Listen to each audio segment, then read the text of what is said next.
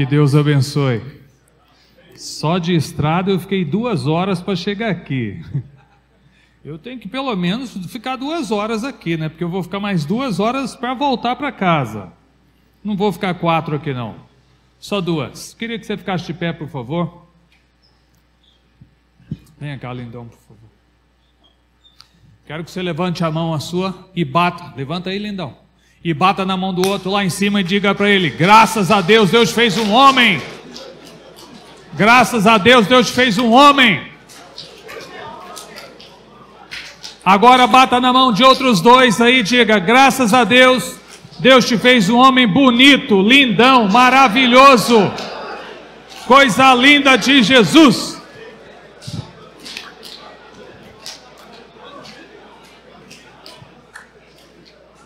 Amém. Chega de ser lindão, pode sentar.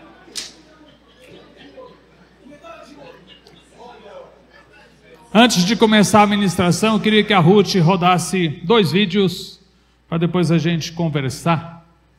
Consegue, Ruth? Por favor. Nós temos um...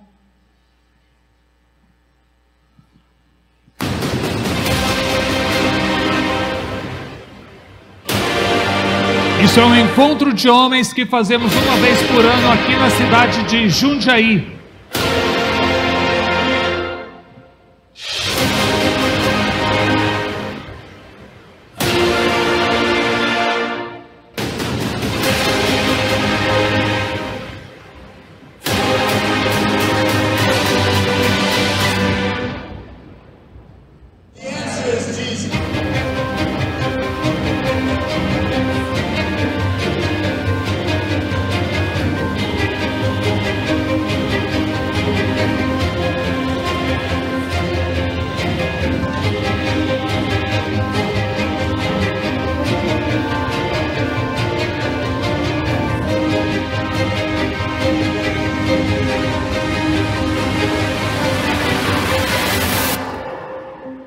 Então você é a solução que Deus encontra na sua casa. Isso alega o coração de Deus.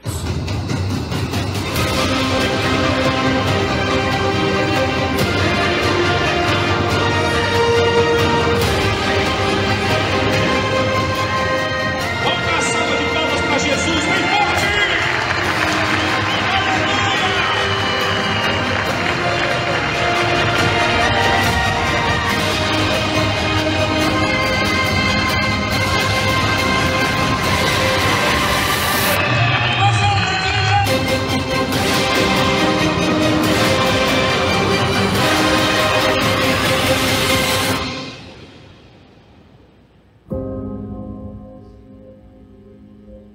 Você foi alistado no exército que está em guerra.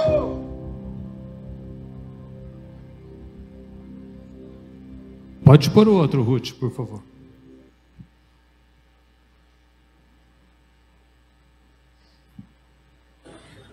Homens, vem estar conosco. Vou repetir para você. Homens, vem estar conosco. Bota palma! Muito bom. É só para vocês terem uma percepção do que a gente tem feito. Criamos um movimento chamado Homens com Honra. Começou lá na cidade de Araras, viu, meu querido? 2011, Clube dos Médicos. Foi o meu primeiro curso de Homem ao Máximo, junto com outros homens. E daí muitos homens queriam fazer o curso, não podíamos. Começamos a fazer um encontro paralelo à Universidade da Família. Depois mudei para Jundiaí, 2014, há 10 anos atrás. E esse movimento ganhou corpo, volume. E eu gosto muito disso, porque a hombridade está em decadência. O nosso avô talvez deve estar remoendo no túmulo, mesmo que não fosse cristão, de ver a barbárie que é como os homens têm vivido hoje. Então precisa haver um despertamento, um grito, um chamado para sermos homens diferentes.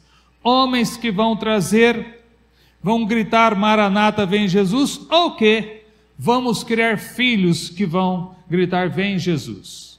Pois bem, eu separei várias coisas para falar com vocês. Meu tempo não vai dar, infelizmente, Então eu quero ser rápido, e aí você precisa ouvir rápido, tá bom? Tá comigo? Então vamos lá, Malaquias 4. Malaquias é o último livro do Primeiro Testamento. Quando você chama de velho, você não quer mais saber, só quer o novo. Esse testamento vale, mostra o coração de Deus. Então o Primeiro Testamento termina em Malaquias, pelo menos na nossa ordem aqui dos livros colocados. A Bíblia que Jesus carregava parava em Malaquias. Não tinha uma Bíblia condensada, impressa como temos hoje, eram os rolos, mas a Bíblia que Jesus, os discípulos, Paulo usavam, parava em Malaquias. E quais são as últimas palavras desse Primeiro Testamento? Capítulo 4, versículo 5: Eis que eu vos enviarei o profeta Elias, antes que venha o grande e terrível dia do Senhor. Esse grande e terrível dia do Senhor ainda não chegou, porque isso aí é a volta final. Um abraço, não tem mais jeito, é a volta de Jesus. Acabou-se pelo menos esse estilo de vida que temos aqui na terra. Se o céu vai ser aqui na terra, como alguns estão dizendo, se vai ser em outro lugar, não sei, eu estarei lá, ou aqui. A questão é que esse dia ainda não aconteceu. E o que Deus está dizendo através do profeta que vai acontecer? Eu vou enviar Elias, antes do dia final. Só que Elias já tinha vindo, já tinha feito o que fez, já tinha ido embora. Não escreveu uma palavra, escreveram sobre ele. E agora o profeta diz, antes da volta de Jesus, que ela está próxima agora dos nossos dias, ele diz, eu vou enviar Elias. Ele, versículo 6, ele, o Elias, converterá o coração dos pais aos seus filhos, e o coração dos filhos a seus pais, para que eu não venha e fira a terra com maldição. Então esse Elias pode ser um mover na igreja, um espírito, um manto, uma palavra profética, talvez um movimento, um homem, se você quiser acreditar, não quero entrar nessa teologia, mas o Elias virá e ele vai fazer uma coisa, que é converter o coração dos pais aos filhos, dos filhos aos seus pais. Eu quero chamar isso aqui de restauração familiar. Antes da volta de Jesus, vai ter um movimento, um homem, uma palavra profética, algo que vai provocar uma restauração familiar para que Jesus volte. Algumas pessoas pregam e usam isso aqui como se fosse um pai espiritual e um filho espiritual. Pode ser. Como eu sou goiano, eu quero entender isso aqui mais naturalmente possível, que é pai e filho mesmo. Eu posso ter essa liberdade, tá bom? Pois bem, então essa restauração familiar, há uma necessidade de que isso aconteça antes da volta de Jesus. Então, desculpa começar a pregar heresias, mas uma delas é, mais do que ficar gritando na praça que Jesus está voltando, cuide da sua casa, para que a sua casa tenha uma restauração familiar. Aí sim, a sua família estará dizendo, Maranata, vem Senhor Jesus. E se isso não estiver em ordem, o que vai acontecer? Maldição. A última palavra do Primeiro Testamento é maldição. Por que maldição? Se não houver essa restauração da família. Ei, para ter uma restauração da família, uma família forte, precisa de um homem forte. Não há uma família forte com um homem banana. Para a sua família ser forte, lindão, você precisa ser forte. Foi dito aqui no início que você vai sair daqui mais corajoso. E eu não vou rodar 4 horas de estrada para condenar você. Eu quero incentivar você, animar você, te empolgar a ter uma família forte. Você pode dizer para mim, não, mas eu já matei, já roubei, estou no 8º casamento, tenho filhos com 3 mulheres diferentes, os meus filhos não falam comigo, e você pode desenhar a catástrofe que for, o caos que tiver. Deus pode restaurar todas as coisas. Então, do jeito que você está, daqui para frente, como você vai andar atendendo o chamado de Deus. Ei, você tem um chamado de Deus na sua vida, mas não é um chamado para ter um cargo, uma posição, algo religioso. Você tem um chamado para restaurar a sua família. Eu não consigo, não posso e não tenho autoridade para entrar na sua casa e tentar restaurar a sua casa. Você tem essa autoridade. Você que está solteiro, case sabendo dessa responsabilidade. Ensinei isso para os meus filhos. Você vai casar responsável primeiro pela sua casa. Depois você vai ajudar na casa de Deus. Depois você vai ver o que vai fazer da vida. Se você vai trabalhar, se você vai dar aulas. Primeira coisa. Claro, a primeira coisa da vida dele é a vida dele com Deus. Depois disso, cuide da sua família. Depois das demais coisas. Mateus 17, versículo 10. Gravou aí, Malaquias? Gravou o que está dizendo lá. Mateus 17, 10 diz o seguinte: mas os discípulos o interrogaram: por que dizem, pois, os escribas ser necessário que Elias venha primeiro? Do que os discípulos estão perguntando? Olha, Jesus, os escribas ficam aí falando. Quem que eram os escribas? Eram os caras que detinham a interpretação da palavra. Eles se julgavam feras. Às vezes não eram. E muitas vezes Jesus os repreendeu, porque eles tinham muito conhecimento, mas praticavam pouca coisa. Mas ainda assim eles eram o STF da palavra existente até aquele momento. E aí os discípulos falam: que história que é essa? Que os escribas ficam falando que Elias tem que vir primeiro. Essa pergunta faz sentido, porque Jesus está na frente deles. Mas tinha uma palavra que primeiro Elias vem. E eles, claro, não entendiam, porque Jesus estava ali, mas tinha uma segunda volta. Jesus iria subir aos céus, e subiu. Então essa pergunta faz sentido. Que história que é essa? O que Jesus responde? Então Jesus respondeu: de fato, Elias virá e restaurará quantas coisas? Todas as coisas. Presta atenção aqui nesse brilho que Jesus me deu, ó. Esse brilho aqui é para você prestar atenção. Lembra o que ia acontecer lá em Malaquias 4? Restaurar o quê? Família, fala para mim. Restaurar a família. Restauração da família. Agora Jesus fala que Elias virá e restaurará todas as coisas. Somando os dois versículos, restauração da família é restauração de todas as coisas. Tão simples assim quanto parece. Por isso, o inimigo detona com família. Por isso o inimigo tira do seu coração o ânimo, o ímpeto de lutar pela sua família, de lutar pelo seu casamento, de criar filhos para Deus. Por isso o inimigo te dá tantas horas de trabalho, ou tantas horas de diversão, ou tantas horas perdidas, ao invés de se gastar em prol da família, para que ela seja restaurada, e para que os seus filhos sejam de Deus. Meu querido, isso daqui é a restauração da nossa nação, que vai dizer: vem Jesus. Enquanto está essa bagunça que vivemos, Jesus não volta para casar. Você deixaria o seu filho casar com uma noiva qualquer? Uma menina que é apaixonada por tantos outros homens? Eu não deixo a minha filha casar com um homem que é apaixonado pelo Corinthians. Porque ela vai ser a segunda. Primeiro é o Corinthians, depois ela. Não vai casar. Já sabe.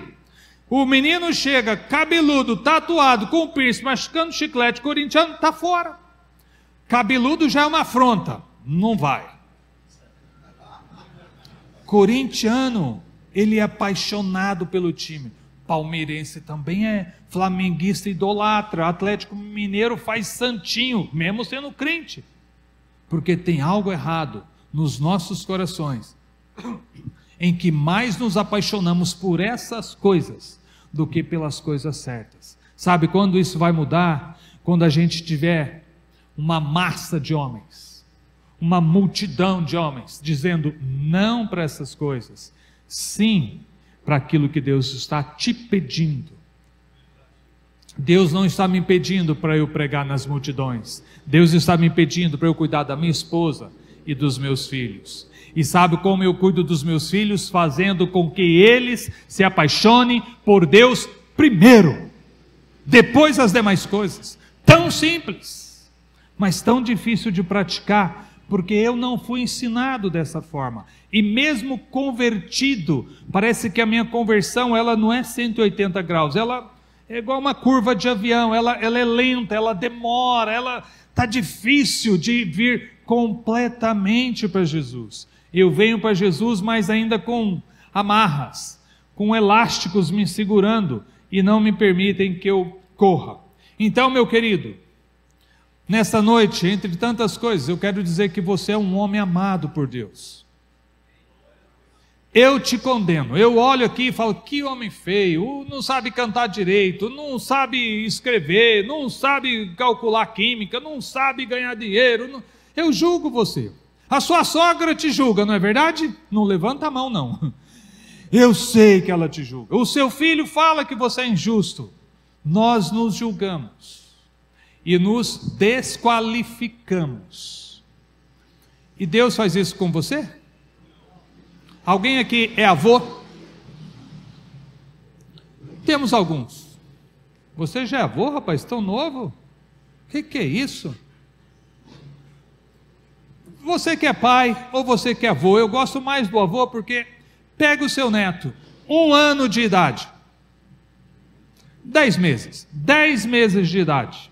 Tem algum avô assim, ou pai aqui? O neto nessa... Quanta coisa certa essa criança já fez até hoje? Fala 0. 10 meses. 10 meses. Já viveu mais de 300 dias e não fez uma coisa certa. A não ser que seja um anjo lá que nasceu, mas nas casas que eu conheço aí, 0 de acerto.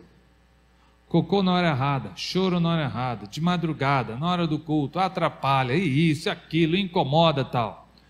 E aí você detesta o seu neto, não é? Não detesta? Como que não detesta? Nunca acertou. Nunca fez um A de certo e você não o detesta? Você não taca fogo nele? Você não chama ele de feinho? Chega para algum avô aí e fala, seu neto é bem feinho, né? Fala e corra, porque ele vai te pegar. Quem que ama mais? Deus ou um avô? Deus ama muito mais. Lindão, Deus te ama. Deus sabe que você faz caca na hora errada. E Ele te ama mais do que um avô, mais do que um pai terreno, porque Ele é amor. Eu te condeno, eu te julgo. Deus te ama. Você aceita a minha palavra ou a de Deus? Qual você quer? A de Deus. Então saia daqui com uma identidade diferente, apesar de que talvez o seu pai não disse que você é um homem, a sua mãe falou que você não ia dar nada certo na vida, e tanta gente te xinga, tanta gente que nem te conhece te xinga, está passando no trânsito, te xinga de bobo, de navalha, de idiota, de um monte de coisa, mas como eu não tenho uma identidade em Deus, eu corro atrás dessa pessoa no trânsito, pratico idiotice, para mostrar para ele que eu não sou idiota. Que coisa idiota, né? Praticar idiotice para provar que eu não sou idiota. Por quê? Porque eu não sei quem eu sou em Deus. Lindão, você é um filho amado de Deus. Por isso Ele te deu autoridade para você cuidar da sua casa e levar a sua casa a Deus. Vamos lá. Deixa eu ver para onde eu vou agora, que o tempo vai me... Vamos para Reis. Vamos ler uma passagem de Reis. Ai, Jesus. Primeira Reis 2:1. Deixa eu só ler um versículo aqui.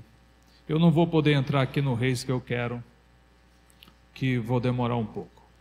1 Reis 2, versículo 2, Davi falando para Salomão. Quem foi Davi? o maior rei que Israel já teve. Quem foi Salomão? O rei mais glorioso que Israel já teve, porque herdou do pai tudo de bandeja. Esse maior rei de Israel, em fama, em coração ligado a Deus, que foi Davi, que para sempre Jesus será chamado filho de Davi. Quem que é esse homem? Quem que é esse homem que na eternidade um homem vai ser chamado pai de Jesus? Não é normal, não é simplesmente um homem de Deus. Jesus vai estar lá no trono e as pessoas vão adorá-lo dizendo Jesus, filho de Davi. E José, que trocava a fralda, correu para o Egito, quase foi morto, perdeu o menino, uma responsabilidade danada, ali do lado, vendo a turma, Jesus, filho de Davi. E José vai olhar para Davi, tudo isso é revelação, não está escrito não, tá? José vai olhar para Davi e falar, bonito, né? Eu fiquei com todo o serviço, e você leva toda a fama. Esse Davi, com toda essa fama, qual foi a ordem dele antes de partir para o seu filho que ia governar? Tão simples quanto parece. Eu vou pelo caminho de todos os mortais. Estou indo embora. Ponto. Coragem. Seja homem. Hoje a gente não pode mais nem falar para o homem, seja homem. Porque aí a Globo já vem, já põe a gente na cadeia, já tem advogado. Ué, mas homem tem que ser homem, mulher tem que ser mulher. O pé de mamão é mamoeiro, dá mamão. Eu sou homem, pratico hombridade. É tão assim, natural. Coragem, seja homem. Agora vamos lá para a 2 Reis, que eu quero entrar em paternidade um pouco, e eu quero te mostrar um tipo de homem que não é um pai decente. O pai pensa em próximas gerações. Tem um curso do Edwin Cole, que ele cita um homem chamado Jonathan Edwards, que foi um avivalista do século 17. Esse cara era americano, morreu já há mais de 200 anos atrás. E isso é história, você pode procurar na internet, digita Jonathan Edwards, não é com é com W, e ele vai dar talvez essa pesquisa para você. Qual foi a descendência de Jonathan Edwards? E tem uma pesquisa americana que pesquisou o Jonathan e um homem que era conterrâneo dele, contemporâneo, viviam juntos na mesma data. E aí pegaram esse outro homem, que eu esqueci o nome dele, é o Mike, não sei das quantas, e traçaram 200 anos depois desse cara. Toda a descendência, filhos, netos, bisnetos, para papá. Filhos dele, descendência dele, chutando os números, tá? 40 foram presos, 50 viraram prostituta, 18 traficantes, não sei quanto bandido, não sei quanto não sei o quê, não sei, só desgraça. Descendentes de um homem.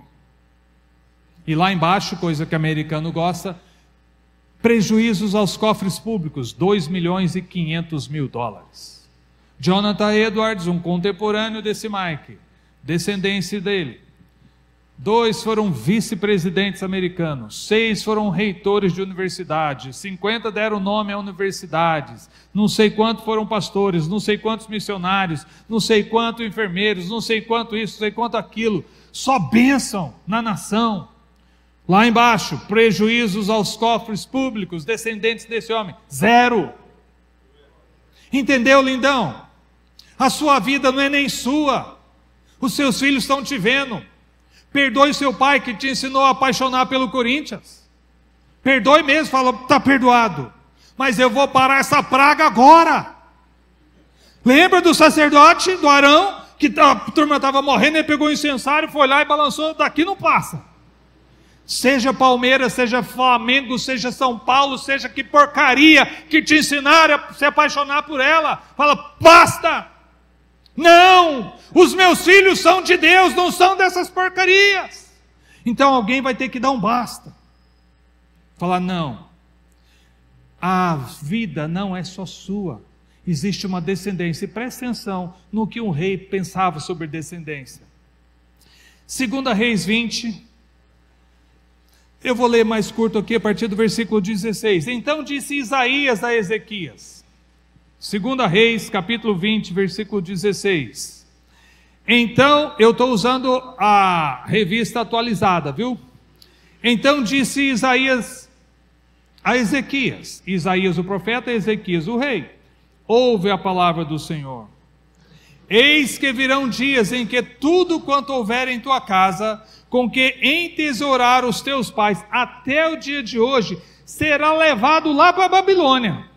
Não ficará coisa alguma, disse o Senhor. O profeta continua: dos teus próprios filhos que tu gerares. Eu acho que essa afirmação, presta atenção, não são netos e bisnetos, dos teus próprios filhos que tu gerares, eu imagino, traduzo como a primeira geração, os filhos que estão ali. Dos teus próprios filhos que tu gerares, tomarão, para que sejam eunucos no palácio do rei da Babilônia. Sabe como que o cara era eunuco? Cortava o pênis dele fora, para ele servir lá no palácio do rei de uma outra nação, de um povo inimigo. O profeta falou: rei, vão pegar os teus filhos, vão cortar o pipi dele, para ele ser eunuco lá na Babilônia. Você nem neto vai ter. Isso é coisa boa ou coisa ruim? Horrorosa. Próximo versículo. Então disse Ezequias a Isaías. Aí o rei pegou e respondeu para o profeta: boa é a palavra do Senhor que disseste. Pois pensava eu, haverá paz e segurança em meus dias? Meus filhos que se lasquem. Eu vou estar bem. Cortar o pipi dele e levar para lá, eles que se virem. Homens que não pensam em gerações futuras. Precisa haver uma restauração da família. Para isso precisamos de homens fortes e que enxerguem a volta de Jesus como prioridade das suas vidas. Acima, não pode nem comparar, acima de carreira, acima de posição religiosa, acima de prestígio, acima de hobby, muito acima de qualquer outra porcaria dessa terra. O meu coração tem que ser dele, na volta dele. Se eu estou olhando a volta dele, eu projeto o meu filho para aquele momento. Não só para os meus dias de ficar em fast food, em dias de fumaça, em dias de internet, em dias de porcarias de redes sociais. O meu coração precisa voltar para ele. Se eu conseguir, eu volto lá em Reis. Vamos lá para Deuteronômio. Deuteronômio 6. Deuteronômio é a recontagem. Moisés está conversando com os homens. Você pode pensar que eu estou bravo, né? Mas eu sou apaixonado por homens. Minha mulher sabe disso, meus filhos sabem disso, todo mundo que está do meu lado sabe disso. Eu sou apaixonado por homens. Porque quando um homem muda uma coisa, a sua casa muda. Eu fiquei mais de 10 anos ministrando o curso de educação de filhos, eu e minha esposa, aproveitando, fazendo uma propaganda. Ano passado escrevemos um livro, depois de 20 anos estudando o assunto, ministrando, criando filhos para excelência, uma jornada cristã no desenvolvimento dos filhos. Voltando, os nossos filhos serão para Deus. Eu sou apaixonado por homens, porque quando o homem muda, a casa muda. Mais de 10 anos ministrando curso sobre educação de filhos, eu e minha esposa, uma coisa me saltou aos olhos, presta atenção. Quando a mulher quer mudar a casa, e ela ora de novo, e ela faz vigília, e ela dá o dízimo dobrado, e passa sal grosso na sala, e faz não sei o que lá, e vai de madrugada, vai no monte, nada acontece, porque o cara está deitado no sofá gritando gol para o time dele. Ela está lá, é como se ela estivesse sentada no barco, no meio do lago, e o marido junto, quando tem marido, e só ela remando, de um lado só. Para onde vai? Quando o homem muda uma coisa, a casa muda. Deixa eu te falar uma historinha. Eu mais conto historinha do que eu prego. Hoje eu não vou contar muita historinha não. Ano retrasado, um amigo meu estava ministrando o curso de Homem ao Máximo, lá em Jundiaí. E aí, um dos homens do curso dele, casado há 20 anos, 2 filhos, um filho de 15 e um filho de 17. Esse homem casado há 20 anos, quando ele era mais moço, o pai dele dizia para ele: homem que é homem, não lava a louça. Homem que é homem, não passa uma vassoura no chão. Esse cara, casado há 20 anos, homem, não lavava a louça e nem passava uma vassoura no chão. Ele não queria ser confundido com uma mulherzinha. Macho. Abre parênteses, viu? Todo boi é macho, todo coelho é macho, todo pernilongo é macho. Todo ser humano que nasce com pipi é macho. A hombridade é desenvolvida, tá bom? Volta. Esse cara cresceu dessa forma e ensinando os 2 meninos da mesma forma. Fazendo o curso de Homem ao Máximo. Quem aqui já fez o curso Homem ao Máximo? Que bom, muita gente. Vocês sabem que lá não tem uma lição de ensinar a lavar louça. Para quem não fez, não ficar assustado, não tem. A 8ª lição é lavar louça. Não tem. Mas tem uma lição de ser o sacerdote da casa, cuidar da esposa. O cara passou por essa lição e falou: eu sou um bobo, eu sou ignorante. Deu um sábado à tarde, o cara pôs o avental e foi para a pia lavar louça. Os meninos quase morreram do coração. 15 anos ouvindo o pai falar que é macho não lava louça. Agora o cara está de avental lavando louça? Resumindo a história, a mulher se converteu e os 2 filhos, só isso. Entenderam? A mulher dando dízimo dobrado e remando de um lado só, e agora o cara faz uma coisinha. Por isso eu sou apaixonado por homens.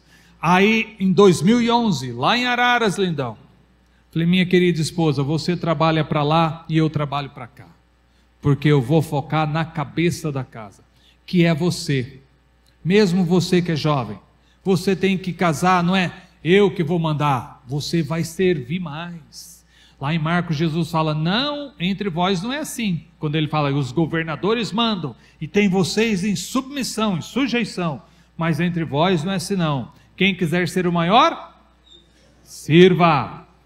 É o reino de ponta cabeça. Deuteronômio 6, vocês estão puxando um assunto para onde não deve estar me atrapalhando. Deuteronômio 6, diz o seguinte, versículo 3, 4, ouve Israel, o Senhor nosso Deus é o único Senhor. 5, amarás pois o Senhor teu Deus de todo o teu coração, toda a tua alma, toda a tua força. Presta atenção no tio aqui. Lá na frente, Jesus resumiu o Primeiro Testamento nesse versículo. Ele resumiu todo o Primeiro Testamento nesse versículo. Amarás, pois, o Senhor teu Deus de todo o teu coração, toda a tua alma, toda a tua força. O que acontece com a gente crente? A gente decora o versículo e depois de decorado ele não passa mais a fazer efeito em mim. Parece que eu já passei dessa fase. Isso não é mais comigo, isso é com o cara que está vendendo droga na rua. Esse versículo é para você, lindão. 6. Essas palavras que hoje te ordeno estarão no teu coração. Tu as inculcarás a teus filhos, e delas falarás, assentado em tua casa, andando pelo caminho, ao deitar, ao levantar, também atarás como sinal na tua mão, no frontal entre os olhos, para papá. Essa última parte a gente sabe bem.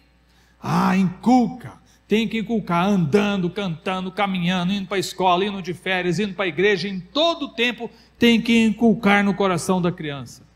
Inculcar o quê? Essas palavras de Moisés. Quais palavras? Amarás o Senhor teu Deus de todo o teu coração. Mas aí tem um segredo. Essas palavras estarão no teu coração. Daí não está escrito na Bíblia, é minha contextualização do negócio. Daí tu as inculcarás. Como é que eu crio um filho para Deus, sendo que o meu coração está no meu carro, está no meu time de futebol, está na minha profissão, está no meu prestígio religioso, está no meu salário? Ei, o seu filho te grava com uma câmera quebrada. Ela só grava imagem, ela não grava discurso. Tudo que você fala, amar a Deus, vamos para a igreja, isso, aquilo, e você pratica outras coisas, ele grava o que você pratica, não o que você fala. A sua imagem conta, e o seu coração conta. Então, meu querido, meu grito para você nessa noite: ponha Deus como prioridade de verdade. Elimine essas outras coisas que ocupam espaço no seu coração, para que criemos uma família, uma descendência, uma próxima geração que vai gritar: Maranata, vem Jesus. Enquanto o meu coração está nesse mundo, nas coisas boas desse mundo, se Jesus vier, ele vai estar atrapalhando, né? Porque eu estou construindo um negócio aqui, estou construindo uma casa maravilhosa, pus uma banheira chiquitosa, que nada disso é pecado. Até eu quero botar uma banheira chiquitosa na minha casa daqui a uns dias. Mas aí se ele vem e eu nem curti a banheira, ele não atrapalhou um pouco? Assim, vem depois, né? Porque os meus olhos estão aqui. Abraão teve uma promessa: você vai ter filho. Saia lá, conta os grãos, assim vai ser a sua descendência. O filho já grande, eu pensava que eram uns 12, 15 anos, mas revendo, parece que ele tinha mais de 20, quando Deus falou: pega o teu filho, teu único filho, o sacrifica. Na madrugada seguinte, Abraão saiu. Abre parênteses, deixa eu falar um negócio para você, lindão, já que não temos esposas aqui ouvindo. Nem tudo se conta para a mulher, viu, lindão?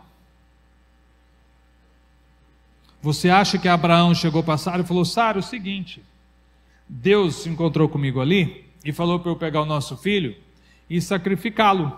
Amanhã eu vou sair com o menino, eu vou até o monte tal, eu vou cortar a jugular dele, tacar fogo nele, aí depois de uma semana eu volto e a gente continua a vida, tá bom? Esteja aí pronta quando eu voltar. Quem é que ia amanhecer com a jugular cortada? O velhinho, não o novinho. Fecha parênteses. Abraão caminhou 3 dias, deixou os empregados, subiu a montanha. Eu assisti um filme lá da Universidade da Família, Deus Provedor, que mostra uma cena. A gente lê a Bíblia, a gente cria a cena, né? Então alguém viu e criou também uma cena de que Abraão, um velhinho com 120 anos aproximadamente, um pouco mais, e o seu filho com 20 e poucos anos. Eu, pelo menos, não tenho a matemática precisa. Abraão foi amarrar as mãos de Isaac. Isaac deu uns passos para trás. Isso não está escrito na Bíblia, mas vamos imaginar. Isaac se afastou. E Abraão ficou a 3 metros de Isaac, com a cordinha na mão. O filme mostra Isaac silenciosamente, é uma figura de Jesus, Isaac, viu? Isaac olhando o pai com a cordinha, já tinha tido a conversa do sacrifício, eles carregaram um foguinho, não tinha fósforo, não tinha isqueiro, eles eram carregando um foguinho, 3 dias carregando aquele fogo, subiram a montanha com o fogo nas mãos. Isaac sabia, não tinha um cordeiro, Deus proverá, agora o pai com a mão, e a cordinha lá, Deus mandou esse homem, Isaac se entrega. Isso é uma cena do filme, a Bíblia não fala que eles lutaram, e nem fala se caminhou ou não caminhou, isso é só filme. Isaac volta, deixa o pai o amarrar, deita sobre a lenha, o resto da história você conhece, que ele não foi sacrificado. Mas eu queria que você pensasse um pouco nesse coração de Isaac, em voltar ao pai, em obediência a uma voz de Deus para o meu pai, eu me entrego. Você acha que se tivesse uma luta, Abraão pegaria Isaac? Depois de caminhar 3 dias só comendo rapadura e talvez cheirando um piqui do Goiás, um pouquinho de farinha? Numa luta, Abraão conseguiria travar Isaac e pôr sobre a lenha? Não. Então eu acredito que Isaac se deixou levar, se entregou mesmo. Obediência de ambos, do pai e do filho. Agora, eles desceram a montanha, certo? Como é que desceram a montanha? Isaac desceu a montanha distante do pai? Meu pai é um assassino? Meu pai é um grosso, é um bruto, é um sanguinário? Lembra de Moisés? Estava cuidando lá das coisas do sogro, Deus apareceu e falou, vai para lá, não quero, vai, Moisés estava indo, Deus apareceu de madrugada e estava matando ele. Por quê? Porque não tinha feito a circuncisão no filho. A esposa de Moisés foi lá, circuncidou, jogou aos pés de Moisés e falou o que para ele? Você é um homem sanguinário. Imagine Sara, o que falaria para Abraão? Imagine Isaac agora vendo Abraão, que queria cortar a garganta dele e tacar fogo. Isaac desceu a montanha para um lado e o pai para o outro? Não, com certeza não. Não está escrito. Mas eu imagino que Isaac desceu aquela montanha dando rasteira no pai dele.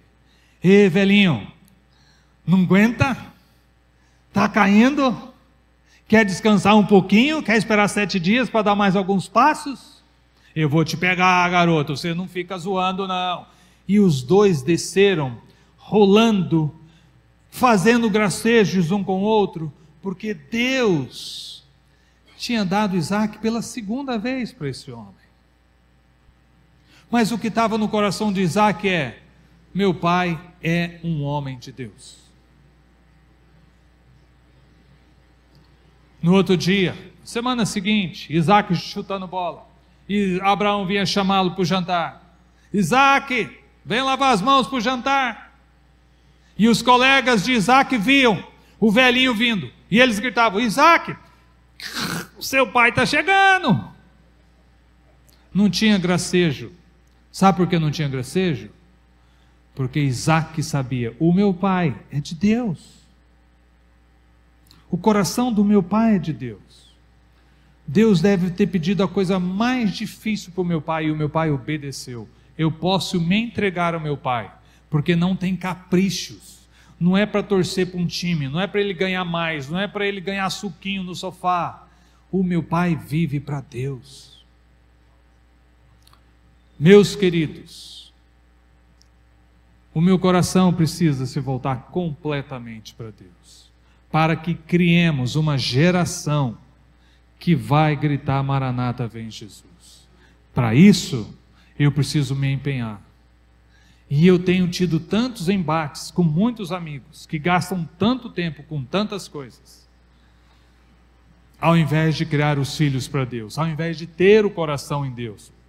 Alguns aqui já criaram seus filhos, alguns estão alegres, outros estão tristes com a situação que chegou. Não vim te condenar, mas nós precisamos criar um volume de homens, uma massa de homens, para transformar a nossa nação sendo pais que amam a Deus, pais que têm esse versículo 5 no seu coração de uma forma imutável. Amarás, pois, o Senhor teu Deus de todo o teu coração, toda a tua alma, toda a tua força. Eu tenho 3 filhos, lindos e maravilhosos.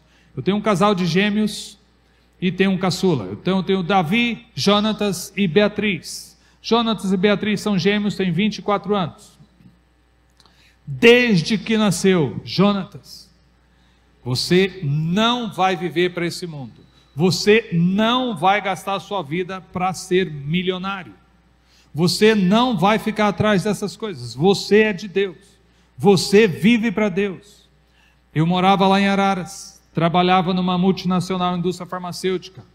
Na Roche, na época era a maior indústria farmacêutica do mundo. Hoje nem sei se é mais. Estava sendo promovido a gerente nacional de treinamento. Meus filhos nasceram. Gêmeos. Falei, quem é que vai criar essa meninada para Jesus? O meu sogro? O pastor? A babá? A vizinha? Eu. Roche, tchau, vou embora. Fui embora para criar filhos para Deus. Não sou um homem de fé. Eu tive fé naquele dia, abandonei. 5 meses depois eu estava arrependido. Falei, mas que bocó, né? Salário bom, isso bom, tudo bom. Ganhava um carro novo a cada 2, 3 anos. Viajava para o exterior. É um cabeça de bagre mesmo. Aí fui numa outra empresa, uma americana. Fiz entrevista lá para papá. O cara, beleza, vou te contratar. Fui embora feliz. Cheguei em casa, minha esposa, e aí? Falei, ele me contratou, tudo certo. Onde você vai trabalhar? Falei, Ribeirão Preto, São José do Rio Preto, Uberaba, Uberlândia. E o cara falou, daqui 3 meses você vai ser o gerente da empresa, porque eu estou sendo um gerente nacional. Pronto. Situação resolvida. Fiquei 2 tardes lá no lago, jogando graminha para pato, orando, Deus, vou, não vou, vou, não vou, vou, não vou. Falei, não posso voltar para aquela vida. Liguei para o cara, falei, meu amigo, estou fora. Ele falou, para que empresa que você vai? Quanto você vai ganhar? Falei, não vou para empresa nenhuma e não vou ganhar nada.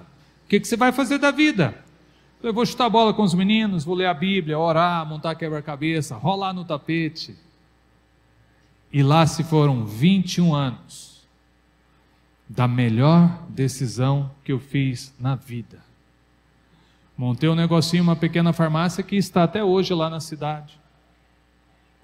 Nunca fui o farmacêutico responsável dela, apesar de que sou farmacêutico, porque eu ficava em casa, chutando bola, orando, lendo a Bíblia, etc. Você não é desse mundo, você é de Deus. Você não é desse mundo, você é de Deus. Você não vai gastar sua vida nesse mundo, você é de Deus. Com 16 anos eu fui ministrar, 16 anos do meu filho, fui ministrar no encontro de homens, 8 anos atrás. Fui ministrar no encontro de homens e ele foi ministrar também. Ele prega muito bravo.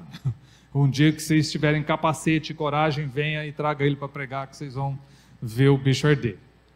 Voltando do encontro, eu estava no banco de trás do carro, eu e ele. Aí tinha um motorista, tinha um guarda-costa ali, os dois conversando. Meu filho é engenheiro, tá não sei aonde, na Europa, tá. Jonatas, o que você vai fazer de faculdade? Ele falou, não vou fazer faculdade, eu só vou trabalhar para o reino de Deus. Aí eu me assustei. Isso foi falado para ele a vida inteira. E quando ele retornou assim, falei, pronto, agora vamos atrás das outras coisas. Segura esse coração aí. Filhão, você tem muito neurônio. Deus te deu mais inteligência do que a média. Bora aproveitar isso daí? Eu quero ir para as nações. Eu falei, vá. Vai terminar o curso de medicina na Unicamp em outubro agora.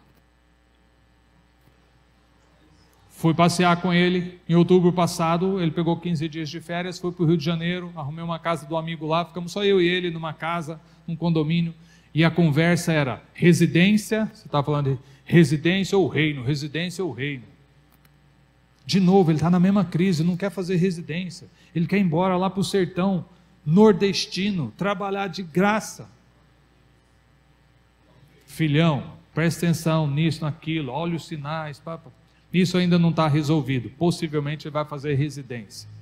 A irmã dele, gêmea, fez direito aqui no Mackenzie, no Higienópolis, terminou em dezembro de 22. Antes de concluir o curso, 1 ano antes, ela prestou o AB, passou na primeira prova. Segunda fase, passou, primeira prova. O CDF, a média dela na faculdade é 95, média. Puxou o papai, mentira danada. Puxou o papai de estudar. Deixa eu contar uma historinha dela, vai. Vale a pena. Aí ela se formou em dezembro, já tinha OAB, já estava trabalhando em 2 escritórios, janeiro então já advogada formada, meados de fevereiro, ela estava saindo para passear na casa de uma amiga e falou, pai, estou saindo, eu deixei uma cartinha ali para o senhor e para a mamãe. E aí fui lá pegar a cartinha, li, e vira e mexe ela fazia isso, nos honrando com muitas palavras. Quero honrar a vida de vocês, muito obrigado pelo que vocês fizeram, abandonaram suas vidas, suas profissões para nos ensinar a amar a Jesus, e isso deu muito certo, muito obrigado. Obrigado também por investirem na nossa educação formal, para papá, pagar a minha faculdade, né? E um monte de coisa, um monte de palavras bonitas, que nos faz chorar. E como a gente está estudando sobre primícias, sobre honrar as pessoas que nos abençoam, eu acabei de receber o meu primeiro salário como uma advogada formada, e ele está dentro desse envelope, e é uma oferta de primícias para vocês. Isso era fevereiro. 19 de março, mês seguinte, eu estava em Piracicaba. Meu sogro mora lá no sítio, aniversário do meu sogrão, 75 anos. Depois que todo mundo foi embora, ela sentou no sofá. Avô, venha cá. Ela segurou na mão da avó, na mão do avô. Falou, olha, eu estou aprendendo sobre honrar as pessoas que nos abençoam. E eu acabei de receber meu segundo salário como uma advogada formada e eu acabei de trazê-lo para vocês, que é a minha oferta, por tudo aquilo que vocês fizeram por mim. E deu dinheiro para o avô e para a avó. Eu estava a 1 metro do meu sogro. Minha sogra estava no outro sofá em L, a minha filha sentada entre os dois. E eu vendo o meu sogro, 75 anos naquele dia, sendo honrado pela sua neta, tinha 23 anos na data. E me veio na cabeça que eu seria gerente nacional da maior indústria farmacêutica aqui. E vendo a minha neta falar aquilo para o meu sogro, eu não troco essa foto por nenhuma indústria, por nenhuma fazenda com 20 mil bois dentro dela. Não troco. Se pudesse ter as duas coisas, eu queria. Ah, você tem uma fazenda com 20 mil bois e mais essa cena. Eu quero as duas coisas. Não, você só pode pegar uma coisa. Eu escolho essa cena aqui. Julho do ano passado, um casal amigo nosso que mora no Oriente Médio, estava aí procurando jovens para levar para o Oriente Médio para começar uma igreja num país que tem 99% de muçulmano. Ela falou, eu vou. Abandonou a vida, abandonou a carreira e foi embora ser missionária lá no Oriente Médio. Que dia que ela foi? 7 de outubro, o dia que o Hamas invadiu Israel. Naquela noite nós trouxemos ela para o aeroporto. Olha que coração tranquilo. Meu filho caçula está na academia da Força Aérea, lá em Pirassununga, pilotando a aeronave. Por enquanto, aviãozinho pequeno. Está no 2º ano de AFA. Ficou 3 anos em Minas, na Epicária, agora o 2º de AFA. Ano passado ele pegou férias, foi fazer uma viagem com ele, só eu e ele. Fui agora de novo em julho, ele pegou férias e falou, pai, eu quero conhecer a Tríplice Fronteira. Falei, vamos embora. Botei ele no carro e fui lá para Foz do Iguaçu, ficamos lá uns dias. Ano passado, férias. Saí com ele, falei, ô filhão, toda a empresa que você vai trabalhar, eles movem, até que o seu coração seja da empresa. Se a empresa entender que você ama mais a sua esposa, a sua família do que a empresa, você é um funcionário que não serve. Uma multinacional faz isso com maestria. A pessoa se apaixona pela indústria, pelo emprego. Agora, as Forças Armadas faz isso à base de pancada. Eles batem em você, até aquilo virar sua mãe, sua alma, sua esposa, sua amante. Eles estão querendo fazer isso com você. Deixa não, filhão. O seu coração é de Deus em primeiro lugar. Em segundo lugar, vem a sua esposa e os seus filhos, que você nem sabe ainda quem são. Terceiro lugar, vem o seu ofício que Deus vai te dar na terra. Quarto lugar, vem a Força Aérea. Tá tranquilo, pai. Falei, tá bom, guarde o seu coração em Deus. Passado 2 semanas, eu estava ministrando na Bahia, ele me ligou um domingo, a gente batendo um papo, e falou, pai, sabe aquilo que o senhor falou para mim? De Deus em primeiro? Quarta-feira, era dia de preleção aqui, terminaram as conversas, o capitão da nosso pelotão falou, alguém tem alguma coisa para falar? Eu tenho, capitão. Fui lá na frente e falei, igualzinho o senhor me falou, eu falei para eles. Falei, não, filho, aí você não pode falar essas coisas não, eles vão bater em você, rapaz.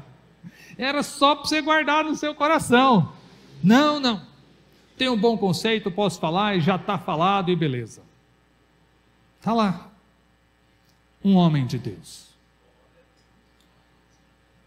Que sorte que eu tive muita bênção de Deus, porque um posicionamento lá atrás, Deus honrou. Então, esses filhos, não é porque o nosso braço foi bom, Deus nos agraciou. Busque a bênção de Deus na sua família. Lindão, você está lá. E o que eu queria pregar mesmo, que é de 2 Reis 4, eu vou pregar outro dia. Se é que o pastor Samuel ou alguém vai ter a coragem de me chamar. Mas leve isso no seu coração. Amarás, pois, o Senhor teu Deus de todo o teu coração, toda a tua alma, toda a tua força. Vamos terminar com esse versículo. Você já viu crianças beijando o símbolo do time dele aqui no peito? Alguém ensinou isso para ele. Se foi você, peça perdão para ele hoje. Chega lá, tira ele da cama. Filho, venha cá. Papai ensinou você a ser idólatra, a colocar outra coisa na frente de Deus. Bora botar fogo nessa camisa aí? Se é que você tem coragem. Falando em coragem, propaganda isso aqui, hein? Esse livro acabou de chegar da gráfica semana passada. Será lançado lá no Encontro de Homens de Jundiaí, chamado Coragem, Seja Homem. Um chamado ao resgate, à hombridade. Esses 2 livros estão à venda lá. Se você tiver coragem de ler, pega o livro e leve.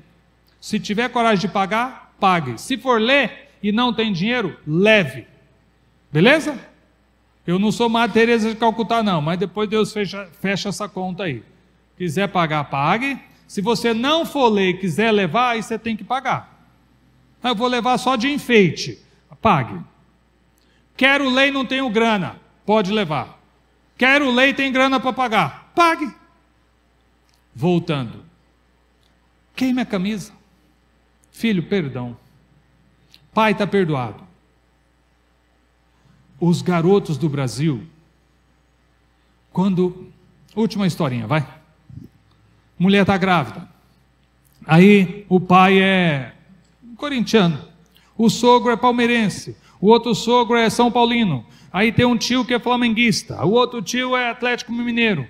E cada um fala: nossa, o menino vai ser corintiano, vai ser palmeirense, vai ser isso, vai ser, e fica aquela guerrinha na família, pelo coração do garoto, no time de futebol, para ajudar a sofrer. Quando eu chorar, ele vai estar do meu lado chorando também. Que desgraça é essa? Você chamar um menino para chorar com você lá, menino, adulto, seja quando for, tá bom. Aí vai. Aí o avô manda um pijaminha do Palmeiras, o outro avô manda do São Paulo, e o pai fala: não, eu sou pai, e o filho nasce, ele põe o pijaminha do Corinthians para sair do hospital. Porque é a chegada do garoto no mundo, quando ele sai do hospital. Ele fotografa com o pijaminha do Palmeiras, do Flamengo, seja o time que você quiser. Fotografa e publica. E escreve o quê? Nasceu mais um flamenguista. Nasceu mais um corintiano. E pensa que está fazendo bonito. Você já viu o filho do crente rasgar a Bíblia, colar a Bíblia no menino inteiro, que nem um post-it, fotografar e postar: nasceu mais um homem da palavra? Nossa, que radical, que bobo. Meu querido, nem queira andar do meu lado. Você vai ver quanto mais besteira eu tenho. Pergunta para o garoto de 10 anos, qual a escalação do seu time? Ele fala. E os 12 discípulos de Jesus? Pedro, André, João no barquinho, não lembra, mas do time ele lembra. Pergunta para o seu pai a escalação do seu time lá em 82, lembra. Os 2 discípulos não lembra até hoje, não gravou, porque tem algo. Eu só estou te mostrando um detalhe de coisas que ocupam o nosso coração e não deveria. Porque o meu coração tinha que ser: amarás, pois, o Senhor teu Deus de todo o teu coração, toda a tua alma, toda a tua força. Essas palavras estarão no teu coração, tu as inculcarás. Mas antes de inculcar, tem que estar aqui. Entendeu porque a nossa geração não está bem? Porque eu não estou sendo o homem de Deus que a próxima geração precisa. Que Deus tenha misericórdia das nossas vidas. Vamos ficar de pé, deixa eu orar com você.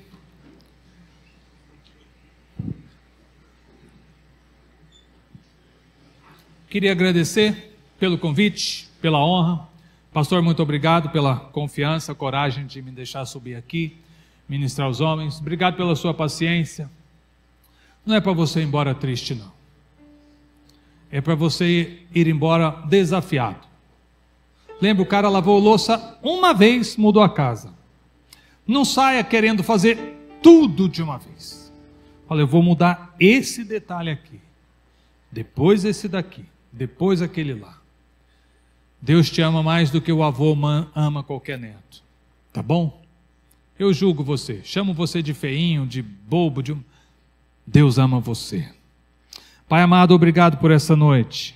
Senhor, o teu Espírito Santo está neste lugar. Pai, toque em cada coração aqui. Pai, nós queremos te render graças. Pai, a nossa oração nessa noite é que teu Espírito Santo, Pai, toque em cada coração. Pai, nos fazendo voltar completamente para o Senhor. Pai, que haja uma conversão genuína, completa, em que o nosso coração não se apaixone pelas coisas, não se apaixone pelo glamour, por aquilo que a mídia tenta colocar sobre nós. Pai, que o nosso coração se volte completamente para o Senhor, como homens, Pai, transformando, Pai, a nossa geração, Pai, transformando esse tempo em que vivemos, e que em nome de Jesus, o teu Espírito Santo ache espaço, Senhor, por completo, liberdade total, para fazer as transformações necessárias. Em nome de Jesus oramos. Que Deus te abençoe. Obrigado pela sua paciência. Pastor, obrigado. Rodrigo.